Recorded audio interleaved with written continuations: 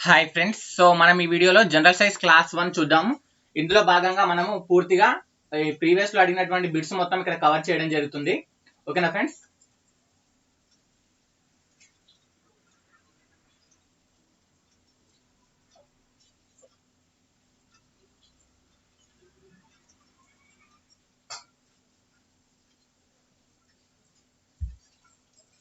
So friends, general science లో మనకు main గా అడిగినటువంటి క్వశ్చన్లు ఏమున్నాయి అండ్ అంతేకాకుండా అటు పైనటువంటి ప్రశ్నలు ఏ విధంగా అడిగారు ఇవన్నీ కూడా మనం ఈ వీడియోలో చూద్దాం.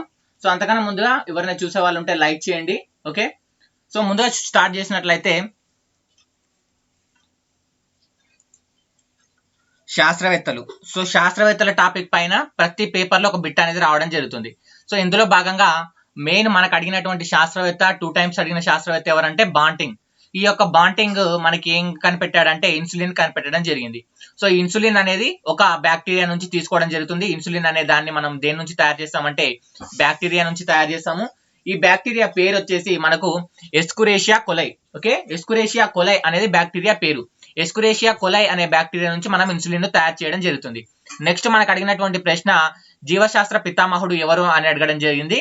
సో జీవశాస్త్ర పితామహుడు వచ్చేసి అరిస్టాటిల్. ఓకే, అరిస్టాటిల్ మనకు జీవశాస్త్ర పితామహుడు. అండ్ ఇక్కడ ఇన్సులిన్ తర్వాత మనకు అలాంటి పేరే మరొక దానికి ఉంటుంది. ఇన్సులిన్ అయితేనేమో బాంటింగ్. ఓకే, ఇన్సులిన్ అయితేనేమో మనకు బాంటింగ్ కనిపెట్టాడు. ఓకే, మరి పెన్సిలిన్ ఎవరు కనిపెట్టారు? పెన్సిలిన్ ఎవరంటే Alexander Fleming. Okay, Alexander Fleming.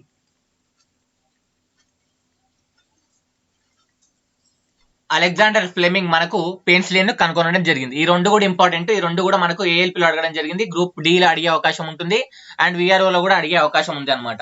ఓకేనా ఫ్రెండ్స్? అండ్ చాలా చాలా ఇంపార్టెంట్ శాస్త్రవేత్త ఎవరు అంటే Louis Pasteur. Okay, Louis Pasteur. Okay, Louis Pasteur. ఈయన లూయి పాస్చర్ మనకు చాలా చాలా గొప్ప శాస్త్రవేత్త. ఎందుకంటే మొట్టమొదటిసారిగా పాస్చరైజేషన్ కనిపెట్టింది ఈయనే. పాస్చరైజేషన్ అంటే పాలను శుద్ధి చేసేది, పాస్చరైజేషన్. ఓకే, పాలను మనకు శుద్ధి చేయడాన్ని నేర్పించింది ఎవరు అంటే పాలను అంటే క్రిముల నుంచి మనం క్రిములు తొలగించడానికి ఎలా ఉపయోగపడుతుంది అని చెప్పేసి చెప్పిన ఆయన ఎవరు అంటే లూయి పాస్చర్. అండ్ అంతేకాకుండా ఈ యొక్క లూయి పాస్చర్ మనకు ఆంథ్రాక్స్ వ్యాధికి టీకాను కూడా కనుగొనడం జరిగింది. ఓకే, ఆంథ్రాక్స్ వ్యాధికి టీకాను అండ్ రాబిస్ వ్యాధికి మందును కూడా కనుగొనడం జరిగింది. ఓకే, కుక్క కాటుకు మందు కనుక్కున్నది కూడా లూయి పాస్చరే. ఓకే, రాబీస్ వ్యాధికి మందును, ఆంథ్రాక్స్ వ్యాధికి మందును, ఈ రెండింటికి కూడా మనకు మందును కనిపెట్టింది ఎవరు అంటే మనకు Louis Pasteur. Okay, Louis Pasteur.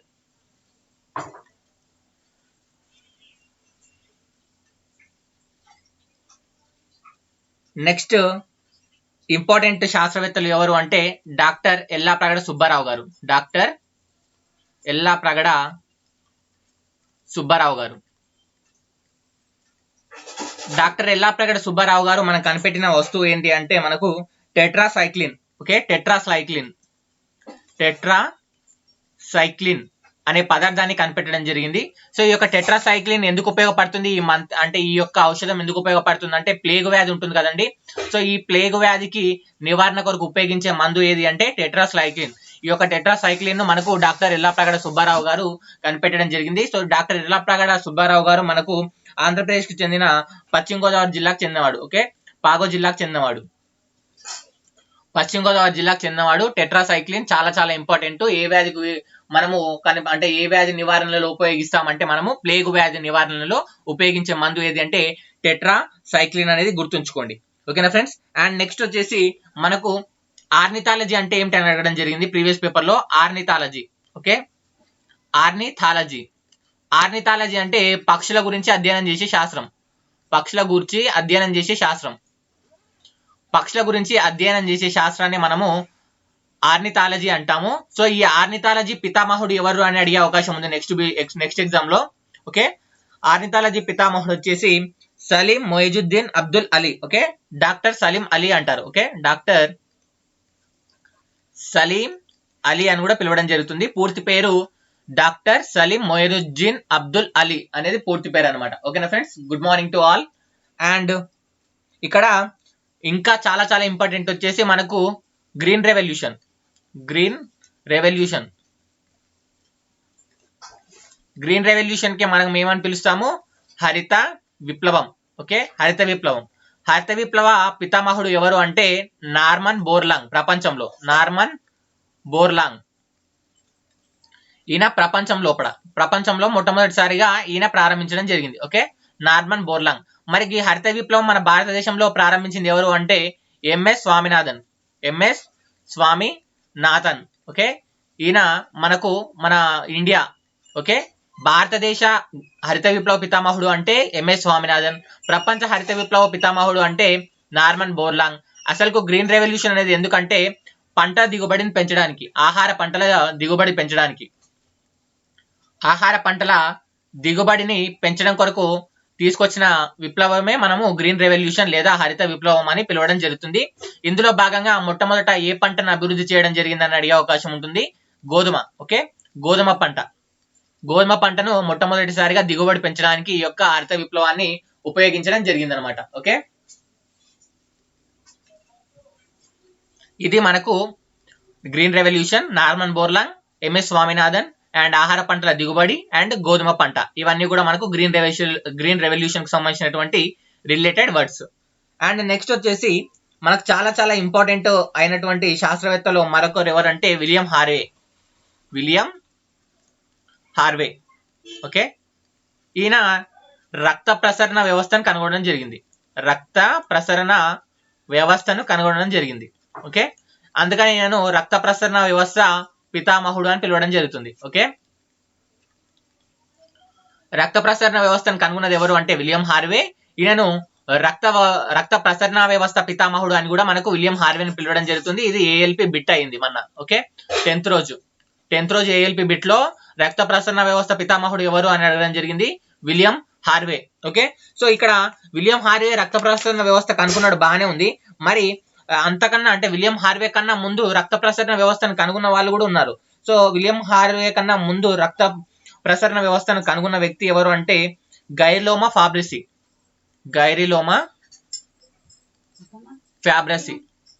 Okay, గైరిలోమా ఫ్యాబ్రసీ మనకు విలియం హార్వే కన్నా రక్త ప్రసరణ వ్యవస్థను కనుగొనడం జరిగింది. కాకపోతే విలియం హార్వే చెప్పినంత క్లీన్ గా అయినా గైరిలోమా ఫ్యాబ్రసీ వివరించలేకపోయాడు. అయితే విలియం హార్వే కన్నా ముందు గైరిలోమా ఫ్యాబ్రసీ అయితే విలియం హార్వే రక్త ప్రసరణ వ్యవస్థ కనుక్కున్న తర్వాత విలియం హార్వే కన్నా బాగా చెప్పిన వాళ్ళు ఎవరు అంటే మనకు ఓకే మార్సెల్లో మాల్ఫీజీ.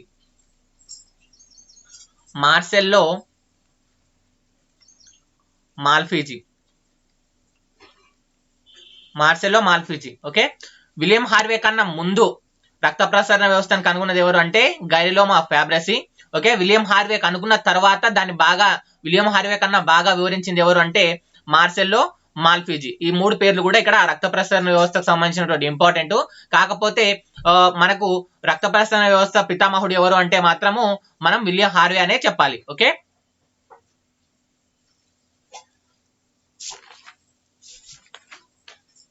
నెక్స్ట్ మనకు కొన్ని అధ్యయన శాస్త్రాలు అడుగుతారు. ఫర్ ఎగ్జాంపుల్ ఇప్పటిదాకా చెప్పాను కదండి ఆర్నిథాలజీ. ఓకే, ఆర్నిథాలజీ అంటే ఏమిటి?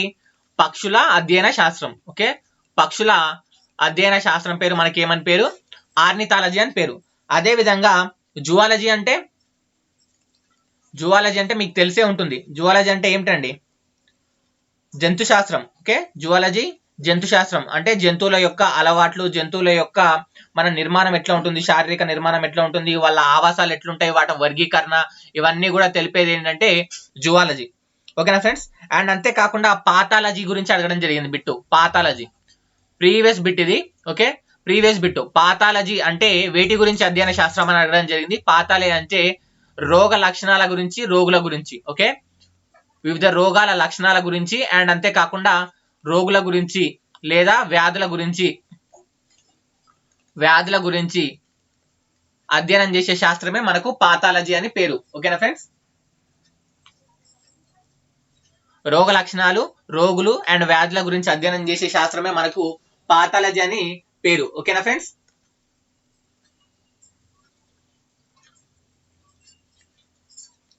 నెక్స్ట్ మనకు ఇంకో బిట్ ఏది అడగడం జరిగింది అంటే ఆర్నిథాలజీ నీకు ఆల్రెడీ చెప్పాను. ఏంటమాలజీ అడగడం జరిగింది. ఏంటమాలజీ సో ఏంటమాలజీ అంటే కీటకాల అధ్యయన శాస్త్రం. ఓకే, కీటకాల అధ్యయన శాస్త్రం. ఓకే, లైవ్ తర్వాత నేను క్వశ్చన్స్ అడుగుతానండి. లైవ్ లాస్ట్ లో నేను ఇంతవరకు ఏం చెప్పానో వాటిపైన మీకు కంపల్సరీ క్వశ్చన్స్ అడుగుతాను. మీరు ఎంత ఫోకస్ గా వింటున్నారు అనేది మీకు లాస్ట్ లో తెలిసిపోతుంది, కాబట్టి ఫోకస్ గా వినండి. ఓకే, ఏంటమాలజీ అంటే కీటకాల అధ్యయన శాస్త్రం అనమాట. ఓకేనా ఫ్రెండ్స్? అండ్ అంతేకాకుండా మనకు రీసెంట్ గా మానవ శరీరం గురించి మనకి ఏఎల్పిలో బిట్స్ అడగడం జరిగింది. అండ్ మనకు అంతేకాకుండా ఈ యొక్క కాంపిటేటివ్ ఎగ్జామ్ లో కంపల్సరీగా ఈ వీటిపైన బిట్స్ అడగడం జరుగుతుంది. సో ఆ టాపిక్ గురించి మనం ఇప్పుడు మెయిన్ గా మాట్లాడడం జరుగుతుంది అనమాట. మానవ శరీరంలోని మొత్తం ఎముకల సంఖ్య ఎంత? మీరు కామెంట్ లో రాయండి, నేను చూస్తాను. ఓకే, మొత్తం ఎముకల సంఖ్య ఎంత మానవ శరీరం లోపల?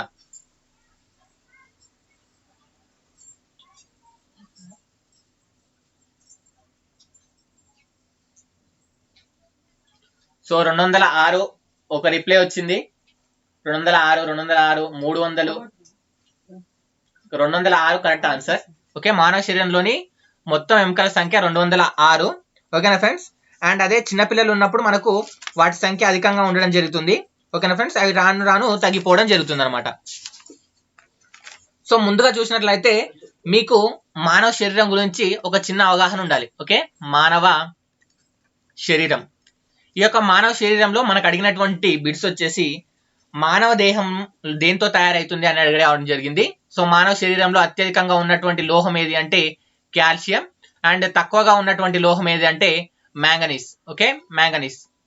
ఎక్కువగా ఉన్న లోహం ఏది? కాల్షియం. తక్కువగా ఉన్న లోహం వచ్చేసి మ్యాంగనీస్. ఈ రెండు కూడా ఇంపార్టెంట్. ఓకే, సో మరి ఎముకల నిర్మాణం ఉంటుంది కానీ మన శరీరం లోపల ఎముకలు ఉంటాయి కదండి, అవి వేటితో తయారైతాయి అంటే కాల్షియం మరియు పాస్పరస్.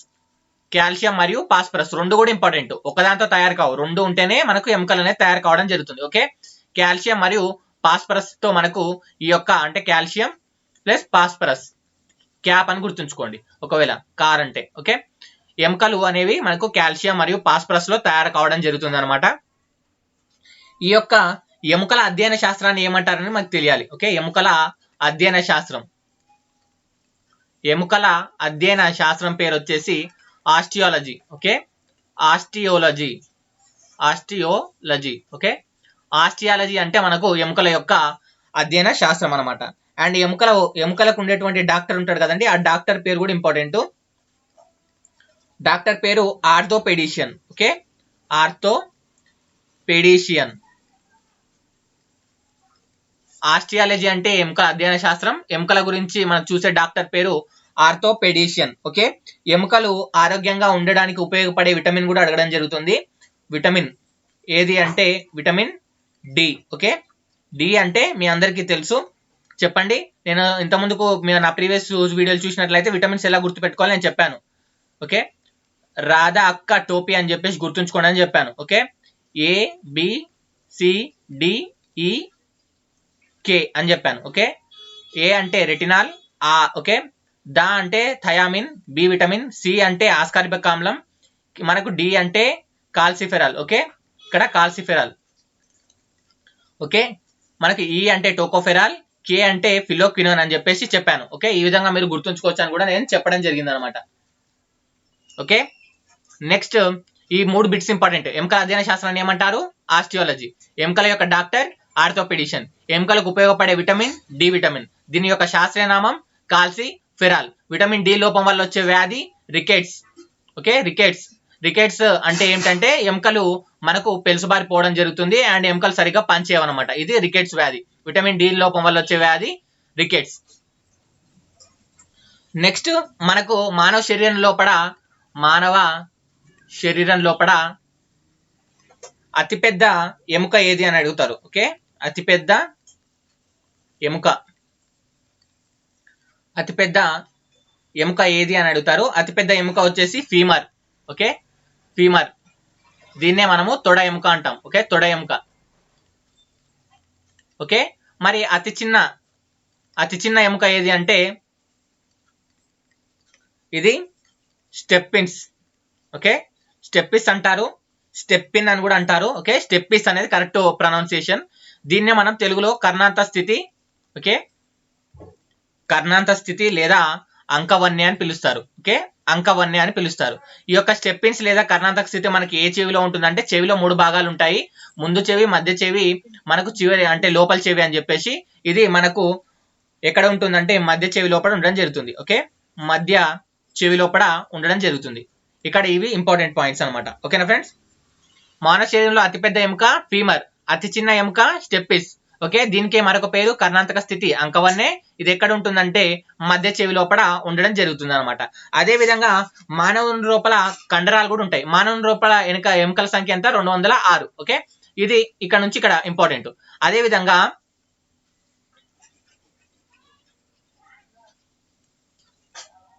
సో మానవ శరీరం లోపల మనకు కండరాలు కూడా ఉంటాయి. ఓకే, కండరాలు కూడా ఉంటాయి.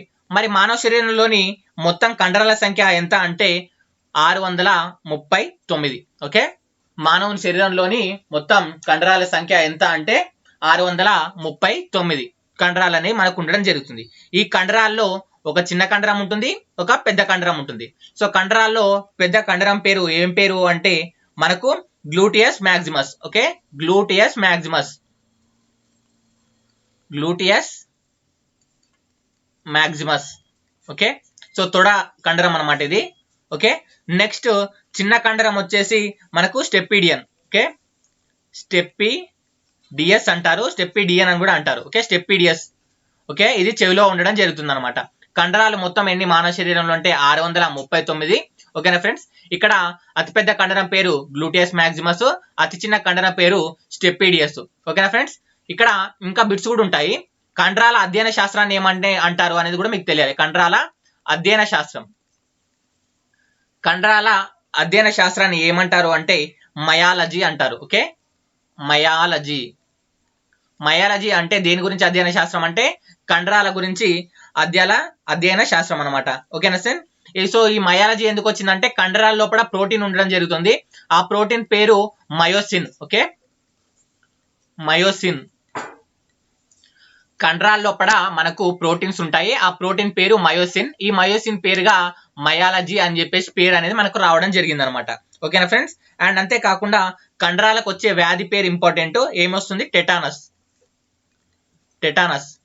దీనికి ఏమని పేరు? ధనుర్వాతం. ఓకే, ధనుర్వాతం అనే వ్యాధి మనకు రావడం జరుగుతుంది అనమాట. కండరాలకు వచ్చే వ్యాధి ఇది ధనుర్వాతం. ఇక్కడ ఇంపార్టెంట్ బిట్స్ వచ్చేసి ఒకసారి మళ్ళీ రిపీట్ చేస్తున్నాను. మానవ శరీరం లోపల అతిపెద్ద ఎముక ఫీమర్, తొడ ఎముక. మానవ శరీరంలో మొత్తం ఎముకల సంఖ్య 206. మానవ శరీరంలో చిన్న ఎముక స్టెప్పిన్స్. దీనికే కర్ణాటక స్థితి అంకవన్య అని పేరు. ఈ చిన్న ఎముక స్టెప్పిన్స్ అనేది మధ్య చెవిలో ఉంటుంది. నెక్స్ట్, మానవ శరీరంలో కండరాల సంఖ్య 639. అతిపెద్ద కండరం గ్లూటియస్ మ్యాక్సిమస్, అతి చిన్న కండరం స్టెప్పిడియస్. ఓకేనా. మరి కండరాల గురించి అధ్యయన శాస్త్రం మయాలజీ, కండరాల్లో ఉండేటువంటి ప్రోటీన్ మయోసిన్, కండరాలకు వచ్చే వ్యాధి టెటానస్ లేదా ధనుర్వాతం. ఇది కామన్ గా మనకు శరీరం గురించి ఎక్కువ అడిగే ప్రశ్నలు అనమాట. ఓకేనా ఫ్రెండ్స్. నెక్స్ట్ కీళ్ళ గురించి మాట్లాడినట్లయితే కీళ్ళు ఉంటాయి కదండి, కీళ్ళు. సో ఈ కీళ్ళల్లో మనకు మొత్తం 2 రకాల కీళ్ళు ఉంటాయి. ఒకటి కదిలే కీళ్ళు, 2 కదలని కీళ్ళు అని చెప్పేసి 2 రకాలు ఉంటాయి. సో వాటి గురించి మనం నెక్స్ట్ వీడియోలో మాట్లాడదాము. ఇప్పుడు జస్ట్ బేసిక్ గురించి మాట్లాడడం జరుగుతుంది అనమాట. ఓకే, ఈ యొక్క కీళ్ళ యొక్క అధ్యయన శాస్త్రాన్ని ఆంథ్రాలజీ అంటారు. ఓకే, ఆంథ్రాలజీ. కీళ్ళ అధ్యయన శాస్త్రాన్ని ఆంథ్రాలజీ అంటారు. ఓకేనా ఫ్రెండ్స్. కీళ్ళకు వచ్చే వ్యాధి పేరు ఆర్థసైటిస్. ఆర్థసైటిస్.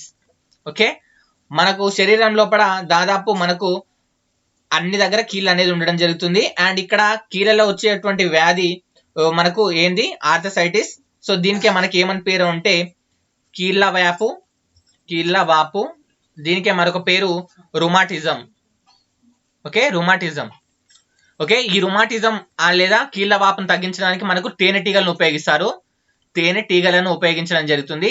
ఆ తేనెటీగలు ఉపయోగించి చేసే వైద్యానికి మనము ఎపిస్ టించర్ అని పేరు. ఓకే, ఎపిస్ టించర్ అని పేరు కూడా కలదు. ఓకే, కీళ్ళ యొక్క అధ్యయన శాస్త్రం ఆంథ్రాలజీ. కీళ్ళకు వచ్చే వ్యాధి పేరు ఆర్థసైటిస్. దీనికే కీళ్ళ వ్యాపు లేదా రుమాటిజం అని పేరు. రుమాటిజంలో మనకు ఉపయోగించేటువంటి వేటిని ఉపయోగిస్తారంటే తేనెటీగలను ఉపయోగిస్తారు. ఈ విధంగా తేనెటీగలను ఉపయోగించి చేసే వైద్యానికి మనకి ఏమని పేరు? ఎపిస్ టించర్ అనేది మనకు ఈ యొక్క పేరు అనమాట. ఓకే, నెక్స్ట్ మనకు కామన్ గా అడిగేటువంటి బిట్స్ వచ్చేసి వేటి గురించి అడగడం జరుగుతుందంటే కన్ను. ఓకే, కన్ను కూడా మనకు శరీరంలో అత్యంత ఇంపార్టెంట్ పార్ట్. ఈ కన్ను యొక్క అధ్యయనాన్ని ఏమంటారు అంటే ఆప్థమాలజీ. Okay, ophthalmology. ఓకే, కన్ను యొక్క అధ్యయనాన్ని ఏమంటారు?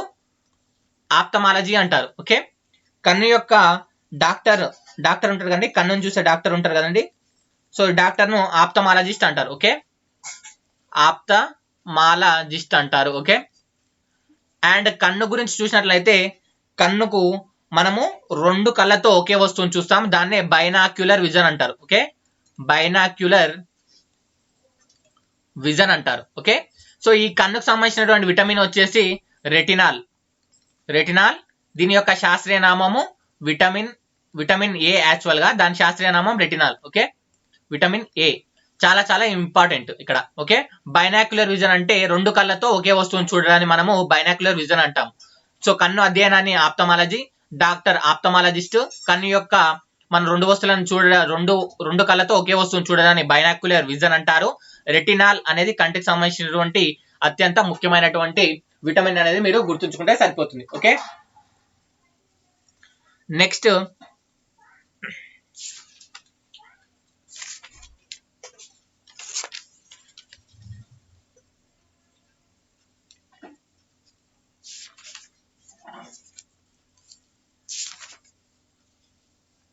సో చర్మం గురించి. చర్మం కూడా ఇక్కడ ఉంటారు. చర్మం మన శరీరం లోపల అతిపెద్ద అవయవం.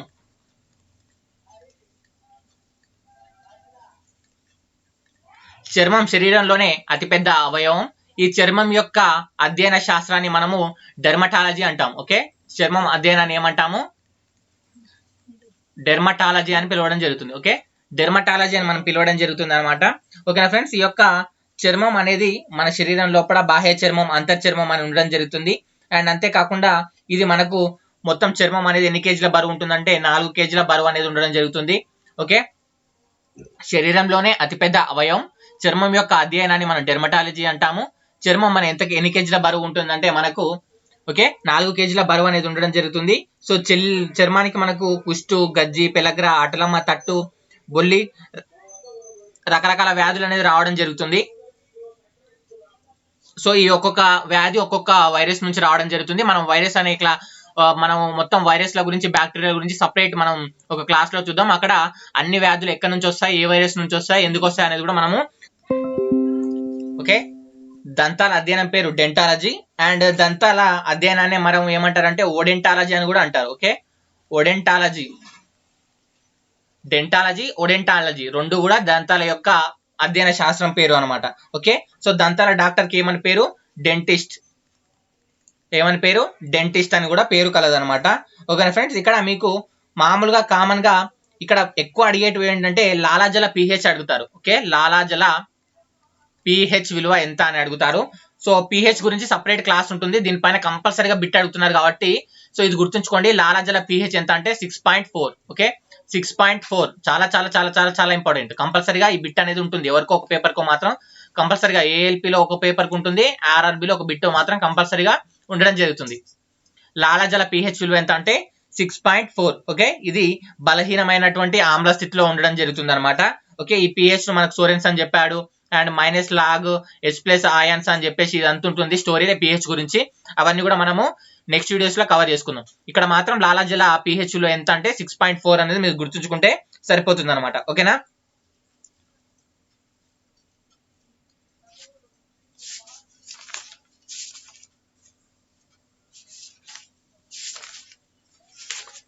నెక్స్ట్ మనకు చాలా చాలా ఇంపార్టెంట్ వచ్చేసి ఊపిరితిత్తులు. సో ఈ ఊపిరితిత్తుల అధ్యయనాన్ని మనము ప్లూరాలజీ, ఓకే, ప్లూరాలజీ లేదా ఓకే పల్మనాలజీ అని పిలుస్తాం. ఓకే, ప్లూరాలజీ లేదా పల్మనాలజీ అని పిలుస్తాము. ఈ పేర్లు ఇంపార్టెంట్, ఎందుకంటే ఇవి ఎప్పుడు మనం వినని పేర్లు లాగా ఉంటాయి కాబట్టి ఇలాంటి పేర్లనే మనకి ఎక్కువగా ఎగ్జామ్ లో అడగడం జరుగుతుంది. ఓకే, ప్లూరాలజీ మరియు పల్మనాలజీ. ఓకే, ఊపిరితిత్తుల అధ్యయనాన్ని ప్లూరాలజీ లేదా పల్మనాలజీ అనడం జరుగుతుంది అనమాట. ఓకే, మానవ దేహంలో తేలియాడే అతిపెద్ద అవయవం ఏది అని చెప్పేసి అంటే మనం ఊపిరితిత్తులు అని చెప్పొచ్చు అనమాట. మానవ దేహం లోపల తేలియాడే అవయవం అని దేన్ని అంటారు అంటే కూడా ఊపిరితిత్తులే మనకు తేలియాడే అవయవం. అండ్ అంతేకాకుండా ఇక్కడ ఊపిరితిత్తులు ఈ విధంగా ఉన్నట్లయితే వాటిని అంటే వీటికి ఎలాంటి గాయం కాకుండా వీటి చుట్టూ ఒక పొర ఉండడం జరుగుతుంది. సో ఈ పొరనే మనము ప్లూరా అంటాం. ఓకే, ప్లూరా లేదా ఫ్లోరా అని అనడం జరుగుతుంది. సో వాటి పేరు మీదుగానే మనకు ఈ యొక్క ప్లూరాలజీ అనే పేరు అనేది మనకు రావడం జరిగింది అనమాట. ఓకేనా ఫ్రెండ్స్. అండ్ ఇక్కడ మనకు వాయుగోనులు ఉంటాయి. ఇక్కడ వాయుగోనుల ద్వారా మనకు ఈ యొక్క మనం ఈ యొక్క ఊపిరితిత్తుల్లో ఆక్సిజన్ మరియు కార్బన్ డైఆక్సైడ్ యొక్క మార్పిడి అనేది జరగడం జరుగుతుంది. సో వీటి గురించి మనము నెక్స్ట్ వీడియోలో క్లియర్ గా అంటే ఈ యొక్క రక్త ప్రసరణ వ్యవస్థ గురించి కానీ మన ఊపిరితిత్తుల శ్వాస వ్యవస్థ గురించి వ్యవస్థలన్నీ కూడా మనం ఒక వీడియోలో కవర్ చేయడం జరుగుతుంది. ఓకేనా ఫ్రెండ్స్. నెక్స్ట్ మనకి ఇంకా ఇక్కడ మెయిన్ ఇంపార్టెంట్ వచ్చేసినటువంటి బిట్స్ వచ్చేసి ప్రీవియస్ బిట్ లో మనకి ఇంపార్టెంట్ బిట్స్ వచ్చేసి రక్త కణాల గురించి అడగడం జరిగింది, రక్తం గురించి అడగడం జరిగింది మెయిన్ గా. ఓకే, సో రక్తం లోపల మనకి మీ అందరికీ తెలుసు ఎర్ర రక్త కణాలు ఉంటాయి, తెల్ల రక్త కణాలు ఉంటాయి. ఓకేనా ఫ్రెండ్స్. అండ్ అంతేకాకుండా ఇక్కడ మీకు రక్త ఫలకికలు అని 3 రకాలు ఉంటాయి. ఓకే, ఇక్కడ ఎన్ని రక్త కణాలు ఉంటాయి? 3 రకాల రక్త కణాలు ఉంటాయి. సో ఆర్బిసి, డబ్ల్యూబిసి అండ్ అంతేకాకుండా రక్త ఫలకికలు అనేది ఉండడం జరుగుతుంది. రక్త ఫలకికలు.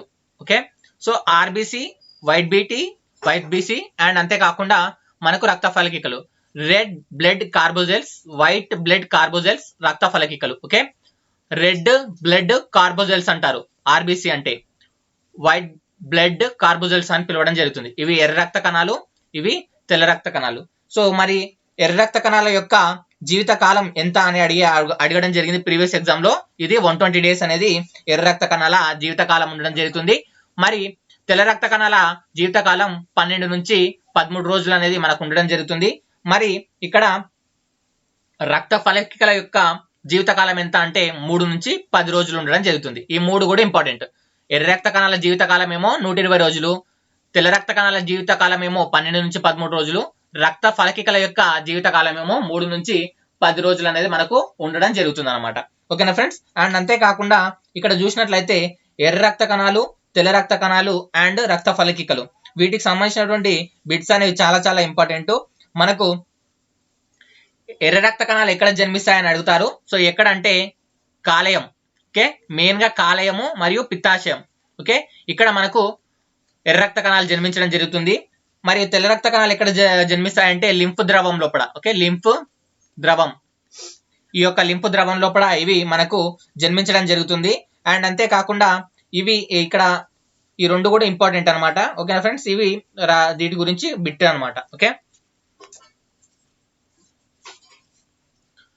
ఎర్ర రక్త కణాలు, కాలేయం, పిత్తాశయం, లింపు ద్రవాలు, వైట్ బీటీఎస్ అనేది లింపు ద్రవాల్లో మనకు ఈ యొక్క జన్మించడం జరుగుతుంది అనమాట. రక్తం గురించి ఇవి మనకు ప్రీవియస్ గా అడిగినాయి డీటెయిల్ గా. అంటే మళ్ళీ మనకు గ్రాన్యులోసైట్లు, ఏ గ్రాన్యులోసైట్లు అండ్ అంతేకాకుండా ఎస్డోఫిల్స్, బేసోఫిల్స్, న్యూట్రోఫిల్స్, మోనోజైట్లు, లింపోజైట్లు అండ్ అంతేకాకుండా మళ్ళీ దీంట్లో రకాలు ఉంటాయండి. లింపోజైట్లు, మోనోజైట్లలో మూత్రపిండల ఆకారంలో ఉండేటివి ఏమిటి అండ్ ద్వికుంభాకారంగా ఉండేటివి ఏమిటి, ద్విపుటాకారంగా ఉండేటివి ఏమిటి, ఇవన్నీ కూడా క్వశ్చన్స్ ఉంటాయి. అవన్నీ కూడా మనము నెక్స్ట్ చూడడం జరుగుతుంది. ఓకే, నెక్స్ట్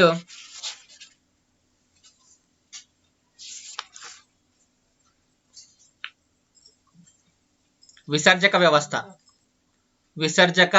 వ్యవస్థ లోపల మనకి బిట్ అడగడం జరిగింది.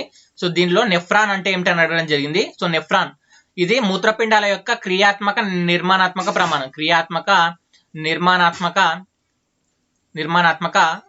ప్రమాణం. ఓకే, సో మనకు మూత్రపిండాలు చిక్కుడు గింజ ఆకారంలో ఇలా ఉంటాయి కదండి. సో వీటి లోపల అన్ని చిన్న చిన్న నాళికలుగా విడిపోయి ఉంటాయి అనమాట. వాటిలో అతి చిన్న నాళికలు ఉంటాయి కదండి, నాళికా భాగం, అలాంటి చిన్న చిన్న నాళికలను మనము నెఫ్రాన్లు అని పిలవడం జరుగుతుంది అనమాట. ఓకేనా ఫ్రెండ్స్. అండ్ ఈ యొక్క మూత్రపిండాల అధ్యయన శాస్త్రాన్ని మనము నెఫ్రాలజీ అని కూడా పిలవడం జరుగుతుంది అనమాట. ఓకే, నెఫ్రాలజీ అని పిలవడం జరుగుతుంది. అండ్ అంతేకాకుండా దీని కొరకు కృత్రిమ మూత్రపిండాలను ఒడగట్టే పద్ధతిని మనం డయాలసిస్ అంటాం. ఓకే, డయాలసిస్ అంటే కృత్రిమ మూత్రపిండాలను ఒడగట్టే పద్ధతి అనమాట. ఓకే,